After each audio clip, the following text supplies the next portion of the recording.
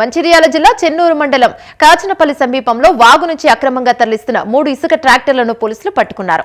3 ఇసుక ట్రాక్టర్లను police station కు తరలించి 6గురిపై కేసు నమోదు చేశారు. అక్రమ ఇసుక రవాణాకు పాల్పడితే కఠిన చర్యలు తీసుకుంటామని పోలీసులు చెప్పారు.